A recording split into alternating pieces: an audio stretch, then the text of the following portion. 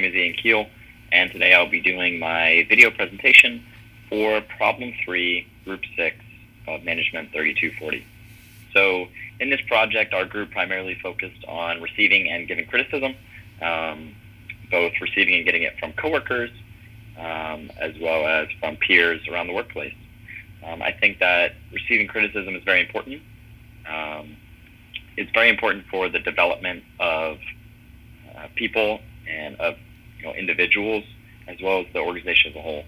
And if you're not able to take criticism, you will not be able to form into the employee and the person that you want to be in life, and in your own organization. And if the organization cannot receive feedback, then they will never grow, and they will never be successful. So it's just a very important part of everything that an organization or a team is involved in. So I'll quickly run through the points that I have on my slides. We'll start with receiving criticism. One of the points I made was, in most cases, coworkers give criticism in order to enact change within the organization, whether it be by pointing out someone's flaws or by hyper-examining a certain person's actions. So, criticism can be very broad or it can be very specific. And I believe that the feedback needs to be actionable, and the criticism needs to be something that the person can actually work on and can actually affect. It's really no use to just give criticism, you look bad today. That's not actionable feedback.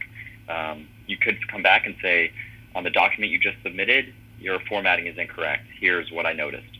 That's good feedback for someone in the workplace. If you're just giving broad, open-ended, emotional feedback, it's not going to be good, and the person cannot work on anything. So it's just not good for the organization as a whole. So the second point I said was, this being said, never getting defensive regarding criticism is extremely important while receiving it. So again, I guess it goes without saying, you want to take everything with a grain of salt, especially when you get it from coworkers. Everyone has a different opinion of what you're doing, and you're not always going to see eye to eye with people, but that's okay, because they have a different opinion of you, and they have a different opinion of your performance, whether it's inside or outside of the workplace. And they're going to give you that feedback, and you should just take it for what it is, rather than taking it with an emotional side to it. If someone says your formatting is wrong on a document, like I said, it's just not, if you get defensive for it, how's that going to fix anything, right? If you say, oh, my formatting's not bad, you suck, it doesn't help anybody out, right? So that's one of the most important things when receiving feedback, is just taking it with a grain of salt. And then the last thing I said was, in most cases, these critical comments are meant to benefit the group rather than degrade a particular person. So again, it just goes without saying, you never want to come at somebody for the sake of coming at them, right? You want to give that feedback in the correct way, and not in an emotional way. You want to give that feedback professionally and make it beneficial for everybody involved. So the second point I had was giving criticism to feedback. I'll run through these very quickly.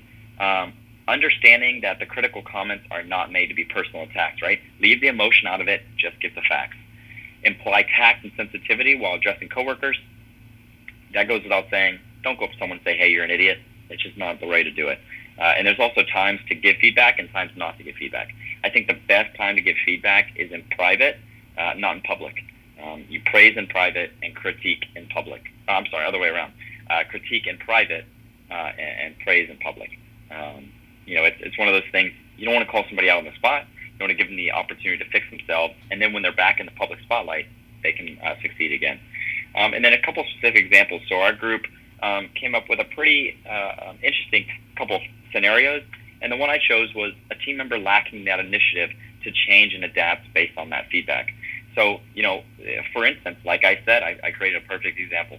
You are submitting some really important documents to your CEO, CFO, whatever it might be, right? And you're that middle-level employee or the upper-level manager. And you have fellow managers that notice this work is just not up to par, right? Or the CEO or the CFO or whoever that upper-level manager is coming back to you and saying, this is not up to standard. You have to fix that. You have to address that. And you address it as it is. You don't take it as an emotional jab. Rather, you go fix the document. You ask, thank you for the feedback. How can I fix myself? And then maybe in that, you have feedback for them too. So it's a two-way street. Don't get emotional about it. That's not really the way to go. But again, giving and receiving feedback is extremely important in the workplace. And this is just one example of how you can expect to be given feedback and give the feedback correctly.